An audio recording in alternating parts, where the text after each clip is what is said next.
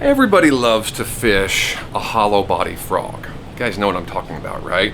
The hard plastic ones you can buy at Bass Pro or whatever. Toss it out there in the muck, twitch, twitch, twitch. You let it sit and it'll float. Bass blow up on them, tons of fun. I also enjoy making and fishing these guys. That is an epic freaking frog, but this style is more of a buzz toad that you gotta keep moving the whole time, otherwise it would sink. Wouldn't it be nice if we could make our own like this, but maybe add a little something to it so that we can fish this guy, pause it just like a hollow body, and keep it floating.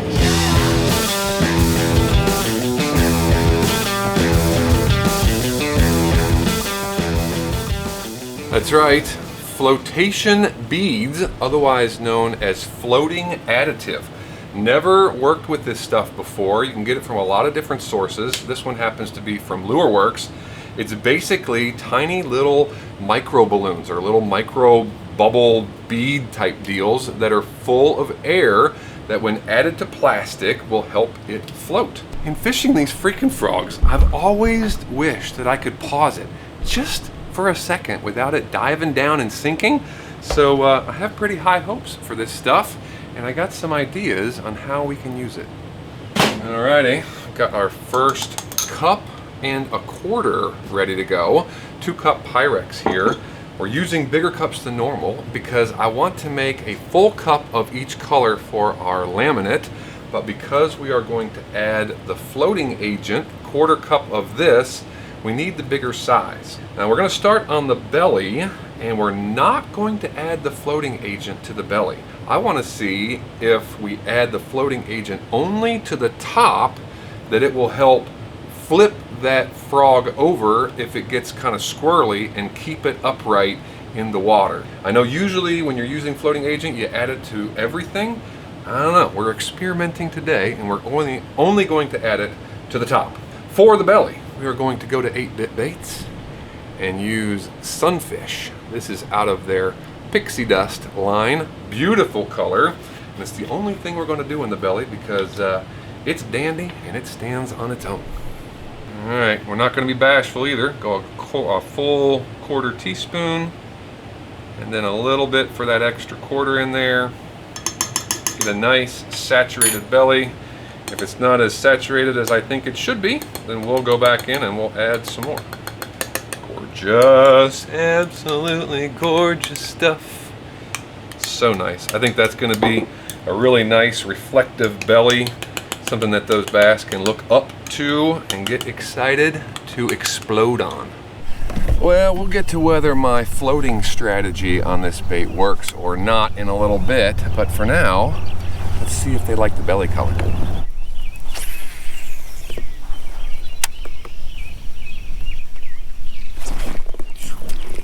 Well, there was a bite. I think they like the belly. Gotta give it to them, Adam. Gotta let them have it.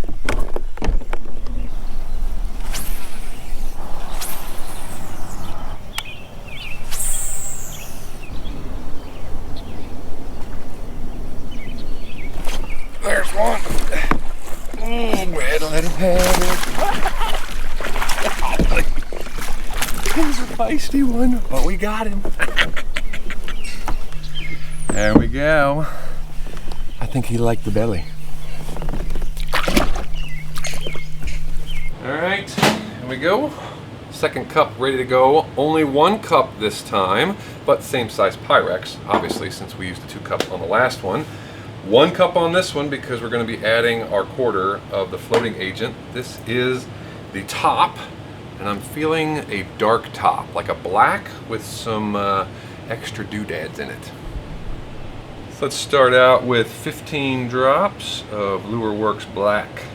Actually, let's go to 20 because the floating agent, per the instructions on the side, does warn that much like salt, adding those floating agents to, or the flotation beads to a plastic, especially if you do a bunch of them, will discolor or will alter the color. The beads themselves are white, right? So very, very fine. You can't really you can't really see that they are little micro balloons, but they are white. So when you add those to the mix, it can dull the color or alter it a bit. All right, so that was Lureworks Black, as I mentioned, 20 drops. Now I want to add some gold that will offset or work with our sunfish. So I've got 2 of those. This is Barlow's Gold 035 size. We're gonna put 1/8 of a teaspoon in for that, and then 1 other element. Kind of like larger black like this, or larger gold rather, in black.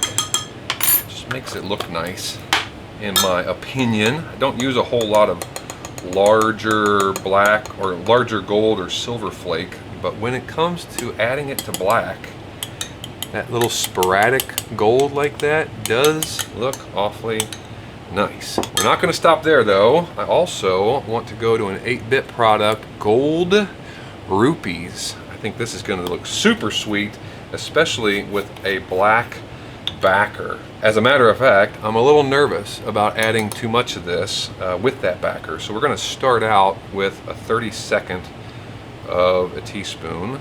May do another one to a 16th if we like the way it looks and it doesn't take over. Oh yeah, we can totally afford another one. Absolutely. So that's a 16th total. Yeah, I like it. I like it. You can see that extra little sparkle in there. We could actually, you know, well, let's see. I was going to add yet another 16th of those rupees because I really like what they're doing. But let's not do that yet. Let's actually add the floating agent so that we can see what it's going to do, if anything, to our color. Looking up online, I didn't find like a recommended value or recommended amount per cup. So I'm kind of going off of what I remember for salt. And if I recall, it was 1/4 of a cup of salt for 1 cup of plastic. So that's what we're going to do. I got a tablespoon here. So 4 tablespoons equals 1/4 of a cup. So yeah, let's do it. Hopefully this doesn't just turn this gray. That would suck. Oh gosh. 1. Oh my lands, that's so much. All right, let's do 2 as opposed to 4, which would be 1/8 of a cup. Wow, that's a lot. What's it gonna do? I know it's gonna add moisture. Oh my goodness. Did I just ruin this? I can hear it. Can you guys hear that? Listen. That's insane. All right, it's getting mixed in, and it does look like it turned it gray, like a putrid, awful gray. Wow. Let's see. It also says, though, that additional color will likely be required to offset the white of the beads. So that's what I did. Went back to the Lureworks Black, and I just squirted a whole bunch in there to try to get it back to something similar to what we had before. And I think we're okay. No idea on drop count because I literally just squirted a bunch in there until I could get it back to what you see here. So, little hiccup, but not too bad. Let me get the other one out. Probably heard it beeping. Get these guys to similar temperatures and we'll shoot this thing. All right, these guys are right around 325-ish. Did say that I need to stir up the floating side because obviously all those beads want to come to the top, float to the top. So stir that up right before shooting. SDG multi-block here into multi-block into 8-ounce dual. My right color is my belly color, which is facing me on the block and the mold. Here we go.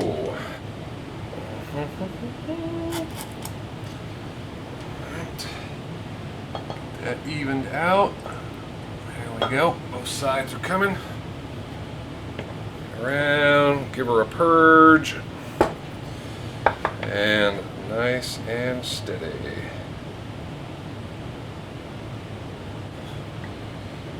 Looks really good. So we know they like the belly color. They ate it, but it was so blazingly hot that day, like up in the mid 90s. I couldn't take it anymore, had to get off the water. So we're back at our favorite place. Got the Joker behind me, bait in hand. We're gonna see if we can't get another one. And I've got a special guest. That's right.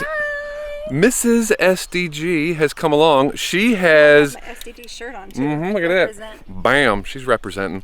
She's got a bait that you all haven't seen yet. She's going to pre-fish it and see if she can't catch a couple for an upcoming video. So, you ready to do this? I am. All right, let's get it done.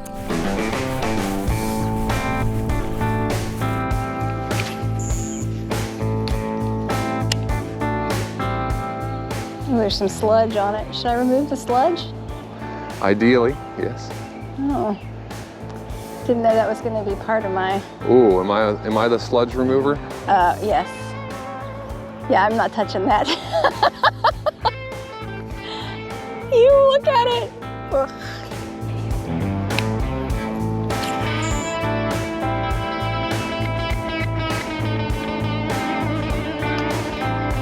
Oh. Did you catch one? I had one hit it right there on the edge.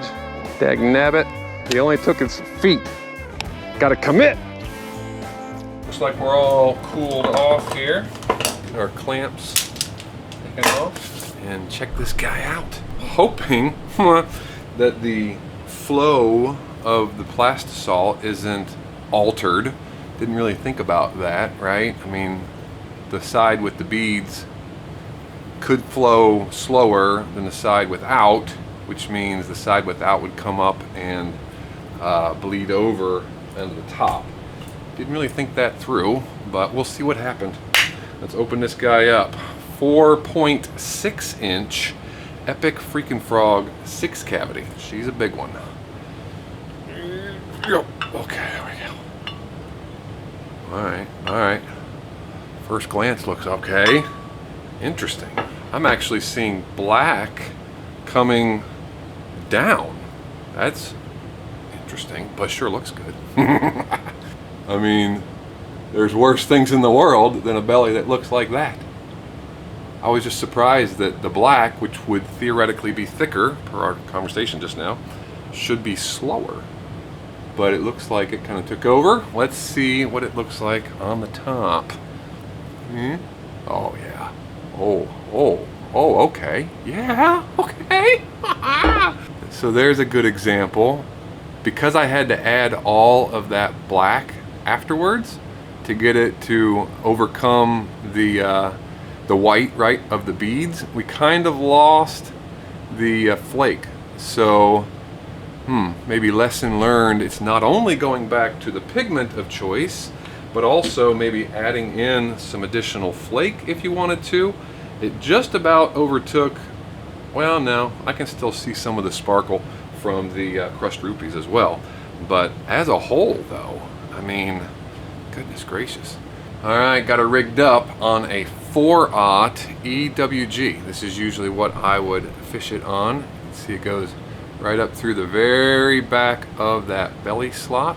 So with that added weight of the hook and the flotation additive on top, I'm hoping that no matter how this thing hits the water, it will flip over between those two things, and more importantly, we can drop it in some water and it's going to float. I've got a 4-cup Pyrex here full of water.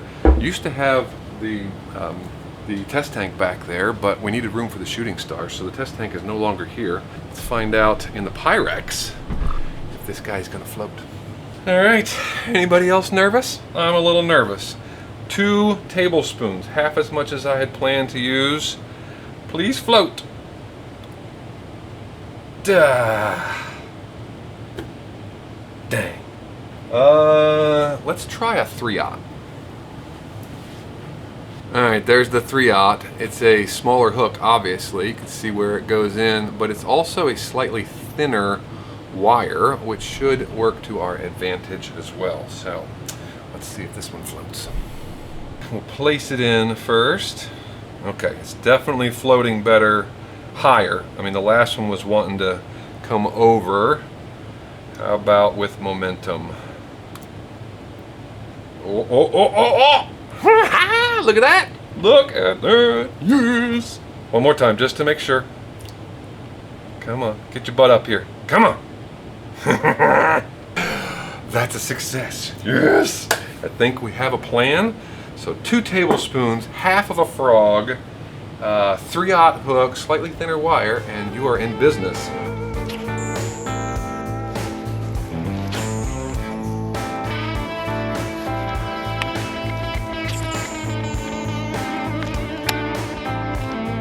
Twitch.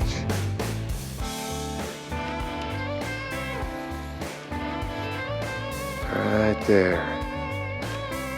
Come on. There we go. Got one on the paws. Yeah, buddy. On the paws, sort of like we planned it. That's a win. Look, honey, I caught a fish. So a successful build on our experimental frog. Wendy got to be with me on that one, so you guys got to see that it did indeed catch.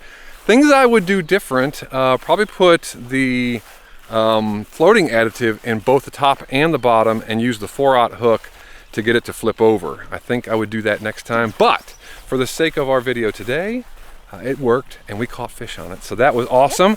Wendy pre-fished a future build and had some luck on it. Might have even come in contact with a giant, but we won't tell you how that goes. So anyway, had a blast. Thanks for coming out with me. Had a bunch of fun. Thank you guys for joining me on this one, and until the next time, see you guys in the shop.